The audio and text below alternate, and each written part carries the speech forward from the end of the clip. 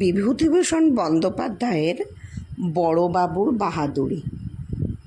গল্প পাঠে আমি সঙ্গীতা সরকার।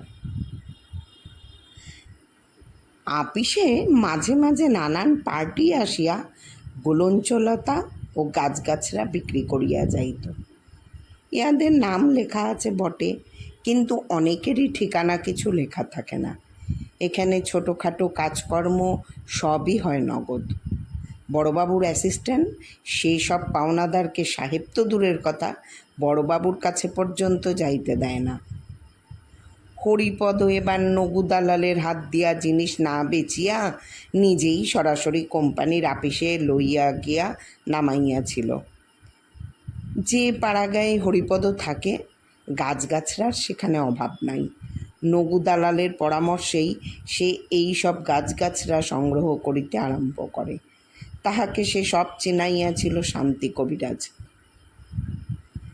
মন পিছু 2 টাকা লরি ভাড়া দিয়া বারবার মাল আনিয়া পোষায় না। হরিপদ সেই জন্যে 1 বছর ধরিয়া বিস্তর গাছপালা মজুত করিতেছিল। নগুদালাল ইহার মধ্যে 2-3 বার সন্ধান লইয়াছেও। ওহে হরিপদ, মালগুলো এবার দেখছি তুমি পচাবে। আপাংশিমূলের শিকড়, শ্বেত পপরটি এসব 6 মাসের বেশি থাকে না, পচে নষ্ট হয়ে যায়। তখন 2খানা করেও বিক্রি হবে না। নিয়ে এসো হে, নিয়ে এসে ফেলো কলকাতায়। কিন্তু হরিপদ খুব কাঁচা ছেলে নয়। বেলেঘাটার মুখুজ্জে মশায়ের আড়তে সে আর যাইতে প্রস্তুত নয়। অবশ্যই এ কথা ঠিক যে তাহার থাকিবার ও খাইবার কোনো কষ্ট কলকাতায় হয় না। আজকাল আড়তে উঠিলেই হইল। আড়তের রাঁধুনি বামুন তাহাকে চিনে। তাহাকে গিয়া বলিলেই হইল, ও কুবের ঠাকুর, এখানে 2টো খাবো এবেলা। উহারা যতই খাতির করুক, এবার হরিপদ বেলেঘাটার আড়তে গিয়া উঠে নাই। নগুদালাল তো জঙ্গলে ঘুরিয়া ঘুরিয়া গাছগাছরা সংগ্রহ করে, তাহাকে সে লাভের একটা মোটা অংশ কেন দিতে যাইবে? কলিকাতায় এবার আসিয়া সে শুনিল হিন্দুস্থান কেমিক্যাল কোম্পানি শীতের মরশুমে এরকম গাছগাছরা কিনিয়া থাকে। সে সোজা হাজির হইল গিয়া হিন্দুস্থান কেমিক্যাল কোম্পানির আপিসে। প্রচণ্ড ব্যাপার। লোকজন, লিফট, দরওয়ান, ঘোরানো দরজা, দিনমানে ইলেকট্রিক আলো জ্বালিয়া কাজ চলিতেছে, ঘন ঘন টেলিফোন বাজিবার শব্দ। এই জন্যেই বোধহয় নগুদালালের শরণাপন্ন হইতে হয়। এখানে জিনিস বেচা কি পাড়াগাঁয়ের লোকের কর্ম? অবশেষে সন্ধান মিলিল এনকোয়ারি আপিস হইতে। জিনিস ক্রয় করিবার ভার যার উপর, তার বয়স খুব বেশি নয়। লোকটা মাল দেখিয়া শুনিয়া যা দর বলিল, বেলেঘাটার মুখুজ্জে মশায়ের আড়তের দরের তুলনায় মন পিছু অন্তত 8 আনা বেশি। মাল নামাইয়া ওজন করিয়া দিতে দেরি হইয়া গেল। কেরানি বাবুটি জিজ্ঞাসা করিল, আপনি চেক নেবেন না নগদ টাকা? কাল এসে নিয়ে যাবেন টাকা। আজ ক্যাশ থেকে টাকা বের করে রেখে দেব। একটা বিল করে বড়বাবুর কাছে সই করিয়ে নিয়ে আসুন। বিলখানা এখানে দিয়ে যাবেন। পরদিন কাউন্টারে বেজায় ভিড়। আজ টাকা দিবার দিন। অনেক লোক টাকা লইতে আসিয়াছে। 1-1খানা খামের উপর পাওনাদারের নাম টাইপ করা। কেরানিবাবু জিজ্ঞাসা করিতেছে, কি নাম? রামশরণ পাল। এই নিন। পাওনাদার 1খানা খাম লইয়া চলিয়া যাইতেছে। কেহ কেহ বা খাম খুলিয়া নোটগুলি দেখিয়া লইতেছে। হরিপদর হাতে কেরানি এমনি 1খানা খাম দিল। তার উপর লেখা আছে HPB। সামান্য 40 টাকার জন্যে খাম খুলিয়া টাকা দেখিয়া লইতে তাহার লজ্জা করিতে লাগিল। এত কাণ্ড কারখানা যেখানে, সেখানে কি আর ভুল হইবার সম্ভাবনা আছে? খামের বাহিরে টাইপ করা অক্ষরে তার নাম লেখা ঠিকই আছে।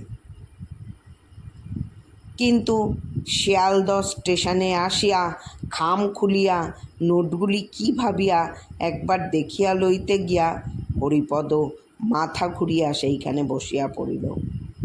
চারিদিকে তাকাইয়া সে তাড়াতাড়ি নোটের খামখানা পকেটে পুরিয়া সোজা প্ল্যাটফর্মে ঢুকিয়া ট্রেনে চড়িয়া বসিল।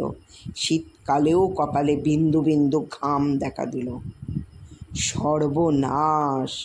সব কখানাই 100 টাকার নোট, সর্বশুদ্ধ 11 খানা। 40 টাকার জায়গায় 1100 টাকা! এ ভুল কি করিয়া হইল হরিপদ বুঝিতে পারিল না। হয়তো তাড়াতাড়িতে অন্য কোনো বড় পাওনাদারের খাম তাহাকে দিয়াছে। তাহারও নাম বোধ হয় HPB।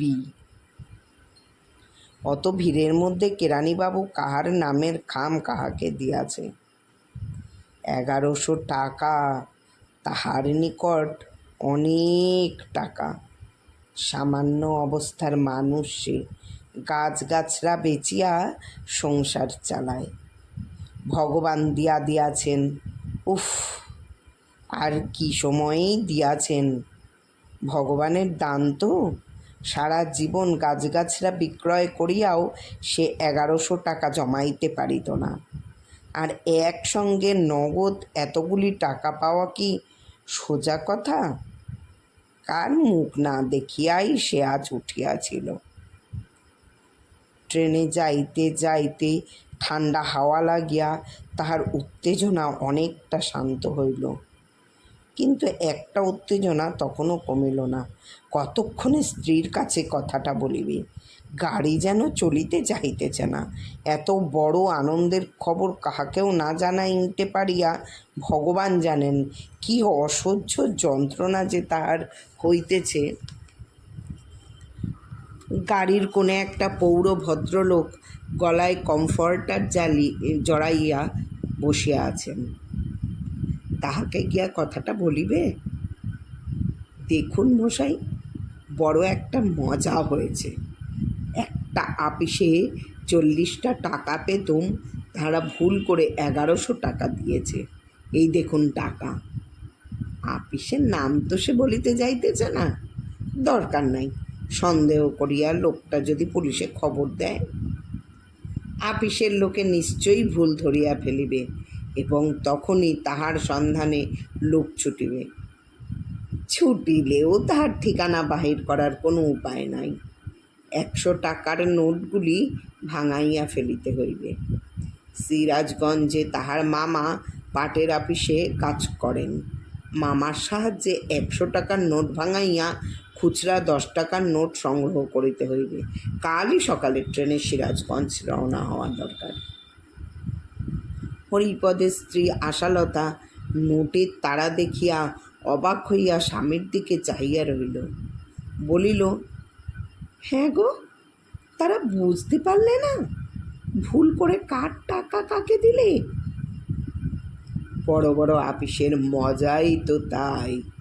বজ্র আটুনি ফসকা গেল। এইদিকে এক ডিপার্টমেন্টে 50, 60, 100 লোক খাটছে, আর ওইদিকে ওই কাণ্ড। বড়বাবুর কাছে যাও, বিল সই করে নিয়ে এসো, ক্যাশে যাও, আবার সই করাও। সব মিথ্যে জকজমক আটকে তাদুরস্ত। আশালতা বলল, কিন্তু ওসব নোটের শুনেছি নম্বর থাকে, যদি পুলিশে হুলিয়া করে দেয় তুমি নোট ভাঙাবে কি করে? ওইখানেই তো ভয়। কিচ্ছু ভয় নেই। প্রথম তো আজকাল 100 টাকার নোটের নম্বর থাকে না শুনেছি। অত বড় আপিসে 100 টাকার যে সাধারণ নম্বর থাকে তা টুকে রাখবে না। আর তাছাড়া কালই সিরাজগঞ্জে গিয়ে মামার কাছ থেকে নোট ভাঙিয়ে আনছি। আমার ঠিকানা ওদের কাছে নেই যে ধরবে, নাম দেখে ধরতে পারবে না। হরিপদর স্ত্রী বলিল, ভালোই ভালোই নোটগুলো ভাঙিয়ে তো আনো। সামনের পূর্ণিমের দিন সত্যনারায়ণের সিন্নি দিয়ে দিই। ও টাকা ভগবান আমাদের মুখ চেয়েই দিয়েছেন। সিরাজগঞ্জে গিয়া টাকা ভাঙাইয়া আনিতে কোনো বাধা হইল না। কথা ফাঁস করিতে হয় নাই। চতুর হরিপদ মামাকে বলিল, ব্রহ্মোত্তর ধানের জমিগুলো সব বেচে দিলুম, কি করি, একটা ব্যবসা খুলব, টাকার জোগাড় করি কোথা থেকে। সত্যনারায়ণের সিন্নি দেওয়াও ভুলিয়া গেল। মাস খানেক কাটিয়া গিয়াছে, অন্য কোনো দিক হইতেই হাঙ্গামা বাঁধে নাই বটে, কিন্তু হরিপদ বড় বিপদে পড়িয়াছে। এই 1 মাস তাহার মনের দিক হইতে একটা বড় গোলমাল বাঁধিয়া গিয়াছে। এই টাকাটা লইয়া সে কি ভালো করিল? আপিসের তাহারা এতদিন তাহাদের ভুল নিশ্চয়ই জানিয়া ফেলিয়াছে, তাহার খোঁজও করিয়াছে, কিন্তু কোথায় পাইবে তার পাত্তা? সেই কেরানি বাবুর উপর নিশ্চয়ই সব দায়িত্ব পড়িয়াছে, এবং এতদিনে বেচারির চাকরি আছে কিনা সন্দেহ। যতই দিন যাইতে লাগল হরিপদর মনে ততই অস্বস্তি বাড়িতে লাগিল। যতদিন পুলিশের ভয় ছিল বা আপিস হইতে তাহার টাকা কাড়িয়া লইবার ভয় ছিল, ততদিন তাহার মনে এ কথা ওঠে নাই যে এ টাকা লওয়া অন্যায় বা পাপ। কিন্তু এ সম্বন্ধে যতই সে নিজেকে নিরঙ্কুশ বোধ করিতে লাগিল, ততই মনে হইতে লাগিল এ টাকায় তাহার কোনো অধিকার নাই। এ অপরের টাকা সে চুরি করিয়া আনিয়াছে। 6 মাস কাটিয়া গেল। কখনো সে ভাবে টাকাটা ফিরাইয়া দিব, আবার পরদিনই মনে হয় এই 1100 টাকায় একখানা মুদির দোকান খুলিয়া গ্রামে বসিয়াই সে চমৎকার চালাইতে পারে। ভগবান তাহাদের দুঃখ দেখিয়া মূলধন জোগাড় করিয়া দিয়াছেন, থাক টাকাটা। টাকা ফেরত দেওয়ার একটা প্রধান বাধা দাঁড়াইয়াছে হরিপদর স্ত্রী। সে যেদিন হইতে শুনিয়াছে স্বামী টাকা ফেরত দেওয়ার সংকল্প করিতেছে, সেই দিন হইতেই সে কাঁদিয়া কাটিয়া অনর্থ বাধাইয়াছে। গরিবের ঘরের মেয়ে, গরিবের ঘরের বউ, তার কাছে 1100 টাকা একটা খুব বড় ব্যাপার। হরিপদ তাহাকে বুঝাইয়া বলিল, দেখো, ফাঁকির টাকা তো বটে।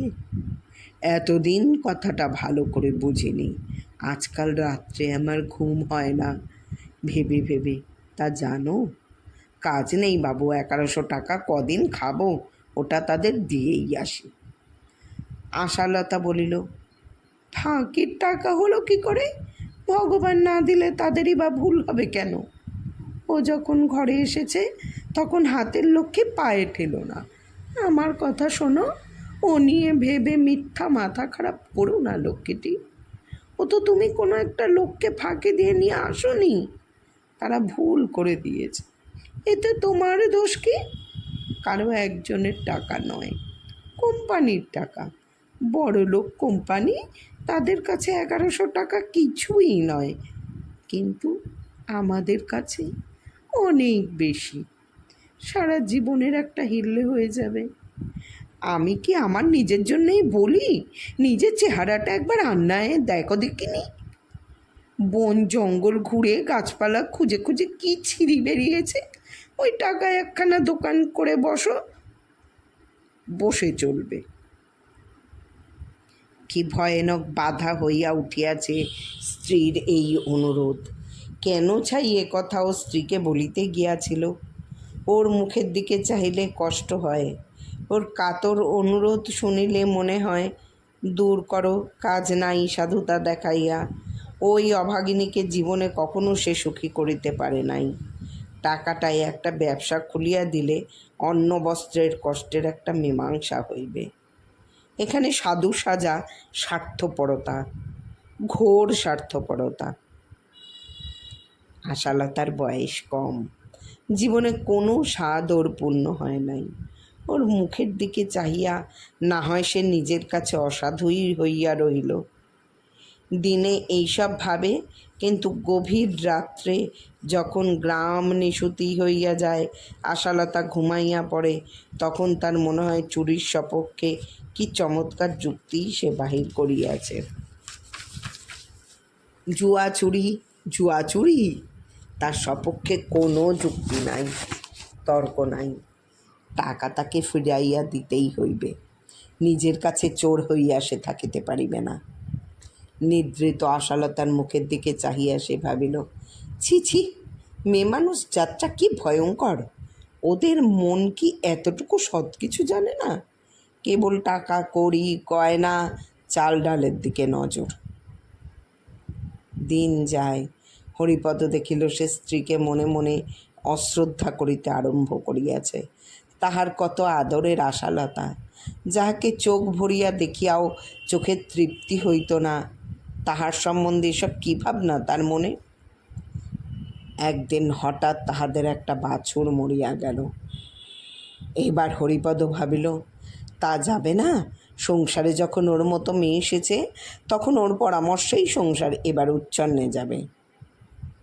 দিন যাওয়ার সঙ্গে সঙ্গে এই ধারণা তার বদ্ধমূল হইতে লাগিল। আজকাল স্ত্রীর প্রতি ব্যবহারটা দিন দিন রুক্ষ হইয়া উঠিতেছে। সামান্য কথায় খিটখিট করে, সামান্য ব্যাপার লইয়া স্ত্রীকে দু কথা শোনাইয়া দেয়। মনের মেলের জোর ক্রমে অলক্ষিতে খুলিতে লাগিল। আশালতা ভাবিয়া কুল পায় না, তাহার অমন স্বামী কেন এমন হইয়া যাইতেছে দিন দিন। ক্রমে তাহার মনেও ভাঙন শুরু হইল। ভাবে, এত হেনস্থা কিসের, কোন জিনিসটাতে আমার ত্রুটি হয়? উদয়স্ত মুখে রক্ত উঠে খেটে মরি, সে কথা একবার বলা তো দূরের কথা, উল্টে আবার পান থেকে চুন খসলেই এইসব গালমন্দ, অপমান। গত মাসখানেক সেই আপিসের টাকাতে হাত পড়িয়াছে, এরই মধ্যে 30-40 টাকা খরচ হইয়া গিয়াছে। আশালতা ভাবে, ওর শরীর খারাপ, শরীরটা খারাপ হয়ে গিয়েছে। রোদে রোদে সাত গায়ের বন জঙ্গলে ঘুরে ওকে একটু সারিয়ে তুলি। গত মাস হইতে আশালতা রাত্রে প্রায় লুচি ভাজিয়া স্বামীকে খাওয়ায়, মাঝে মাঝে ভালো খাবার দাবার করে। একদিন বলিল, ওগো, তোমার পায়ের দিকে একবার নজর দাও, একজোড়া জুতো কেনো দেখি ভালো দেখে, জলে জলে পা হেজে পাকুই ঝরে গেল যে। একদিন সন্ধ্যার পর হরিপদ খাইতে বসিয়াছে, আশালতা তাহার জন্য দুধ গরম করিয়া আনিতে গিয়াছে। হঠাৎ হরিপদ লুচি চিবাইতে চিবাইতে বেকায়দা জিভ কামড়াইয়া ফেলিয়া যন্ত্রণায় বলিয়া উঠিল, উফ। ঠিক সেই সময় আশালতা দুধের বাটি লইয়া আসিয়া বলিল, কি হলো গা? হরিপদ বাহাত দিয়া গলাটা চাপিয়া ধরিয়া খানিকক্ষণ চুপ করিয়া মুখ বিকৃত করিয়া বসিয়া রহিল, কোনো কথা কহিল না। আশালতা পুনরায় উদ্বেগে সরিয়ে কহিল, কি হয়েছে হেগা, অমন করে আছো কেন? হরিপদ সঙ্গে সঙ্গে রুক্ষ সুরে চিৎকার করিয়া বলিয়া উঠিল, হবে আর কি, যেদিন থেকে তুমি অলক্ষী ঘরে ঢুকেছ সেদিন থেকে এই সংসারের ভাষ্যি নেই। শুধু শুধু নইলে গরুর বাছুরটাই বা মরে যাবে কেন? আর বলিয়া লুচির থালা হাতের ঠেলায় সজোরে 10 হাত তফাতে ছিটকাইয়া ফেলিয়া হরিপদ উঠিয়া ঘরের বাহিরে চলিয়া গেল। আশালতা দুধের বাটি হাতে আড়ষ্ট হইয়া দাঁড়াইয়া রহিল। হরিপদ অনেক রাত্রে বাড়ি ফিরিল। আসিয়া দেখিল স্ত্রী বারান্দায় চুপ করিয়া বসিয়া আছে। জিভের ব্যথা কমিয়া যাওয়ার সঙ্গে সঙ্গে তাহার মনে হইয়াছে, ছি, অমন করে বলাটা ভালো হয় নাই, না, একটু বেশি বলা হয়ে গিয়েছে। তখন আর মাথার ঠিক ছিল না তো। ছি। ঘরে ঢুকিয়া স্ত্রীকে ওভাবে বসিয়া থাকিতে দেখিয়া বলিল, নাও ওঠো, রাগ করেছ নাকি, খাওয়া দাওয়া হয়েছে? আশালতা ঝরঝর করিয়া কাঁদিয়া ফেলিল, কোনো কথা বলিল না। হরিপদ স্ত্রীর হাত ধরিয়া উঠাইতে গেল। আশালতা আঁচলে চোখ মুছিয়া বলিল, থাক, বসো এখানে, একটা কথা বলি। কি? দেখো, সে টাকা তুমি ফেরত দিয়ে এসো। যা খরচ হয়ে গিয়েছে, আমার চুরি কগাছা বন্ধক দিয়ে হোক, বেঁচে হোক, সেটা পুড়িয়ে দাও নিয়ে। ওই টাকা যেদিন থেকে ঘরে ঢুকেছে সেদিন থেকে সংসারের শান্তি চলে গিয়েছে। ও আর কিছুদিন থাকলে একেবারে সর্বনাশ হয়ে যাবে। তুমি কাল যাও, টাকা ফেলে দিয়ে এসো গিয়ে। রাত্রিটা কাটিয়া গেলে হরিপদ দেখিল প্রায় 100 টাকা আন্দাজ খরচ হইয়া গিয়াছে। সেই টাকা হইতে স্ত্রীর গহনা লইয়া সেদিনই সে কলকাতায় রওনা হইল এবং পোদ্দারের দোকানে বেচিয়া টাকাটা সংগ্রহ করিল। কোম্পানির আপিসে গিয়া ভাবিল কোনো ছুটো কেরানির কাছে টাকাটা দিব না, হিসেবের বাইরের টাকা সে মেরে দেবে। সে একেবারে সরাসরি বড়বাবুর ঘরে গিয়া হাজির হইল। বড়বাবু বলিলেন, কি চান? হরিপদ সব খুলিয়া বলিল। ঘরে আর কেহ ছিল না। বড়বাবু আশ্চর্য হইয়া গেলেন। এই টাকা লইয়া আপিসে যথেষ্ট গোলমাল হইয়া গিয়াছে। হরিপদ যাইবার 2 দিন পরে ভুল ধরা পড়ে। তাকে খুঁজিয়া বাহির করিবার যথেষ্ট চেষ্টা করা হইয়াছিল, কিন্তু পারা যায় নাই। যে কেরানি ভুল করিয়াছিল তাহার মাহিনা হইতে প্রতি মাসে 30 টাকা করিয়া কাটিয়া লওয়া হইতেছে এবং পূজার বোনাস সে কখনো পাইবে না, এই বন্দোবস্ত হইয়াছিল। আজ 2 মাস 2.5 মাস পরে সেই পলাতক লোকটি টাকা ফেরত দিতে আসিয়াছে। ব্যাপারখানা কি? বড়বাবু এমন কাণ্ড কখনো তাহার 52 বছর বয়সে দেখেন নাই। জিজ্ঞাসা করিলেন, পুরো টাকাই দেবেন তো? নিয়ে এসেছেন সব? তা এতদিন আসেননি কেন? হরিপদ বলিল, যখন টাকাটা এখান থেকে নিয়ে গেলুম তখন বুঝতে পারিনি যে এত টাকা নিয়ে যাচ্ছি। ধরা পড়ল অনেক পরে বাড়ি গিয়ে। তারপরে লোভ প্রবল হয়ে উঠল বড়বাবু। আমরা গরিব লোক, এতগুলো টাকার লোভ সামলানো সোজা কথা তো নয়। বড়বাবু বলিলেন, বেশ, টাকা দিয়ে যান। টাকা গুনিয়া দিয়া হরিপদ চলিয়া গেল। আপিসে ইতিমধ্যে অনেকেই কথাটা শুনিয়াছে। তাহারা বড়বাবুর কাছে কথাটা শুনিতে আসিল। এতদিন পরে টাকা ফেরত দিতে আসিল। কি ব্যাপার? বড়বাবু মৃদু হাসিয়া বলিলেন, হুঁ, তোমরা তো জানো না কোম্পানির জন্যে কত খেটে মরি। নামও নেই এ আপিসে, যশও নেই। বাছাধন আজ এতকাল পরে এসেছেন বোধ হয় মাল বিক্রি করতে। ভেবেছেন এতদিনে আর চিনতে পারবে না। জিজ্ঞাসা করলুম, আপনার নামটা কি? আপনি একবার জিনিস বেচতে এসে বেশি পেমেন্ট নিয়ে গিয়েছিলেন না? আমি ওকে বিল সই করিয়ে দেখেছি। চেহারা দেখেই ভাবলুম এ ঠিক সেই লোক। যেমন বলেছি, বাছা লোকের মুখটি চুন। বললুম, টাকা ফেলো, নইলে পুলিশে দেব। ব্যবসাদার লোক, পাওনা টাকা আদায় করেছিল বোধ হয়, সঙ্গে টাকাও ছিল। তা থেকে ভয়ে ভয়ে আমাদের টাকাটা বের করে দিলে যাবে কোথায়? কত বড় ফাঁদে পা দিয়েছে জানে না। বড়বাবুর জয় জয়কার পড়িয়া গেল। নমস্কার।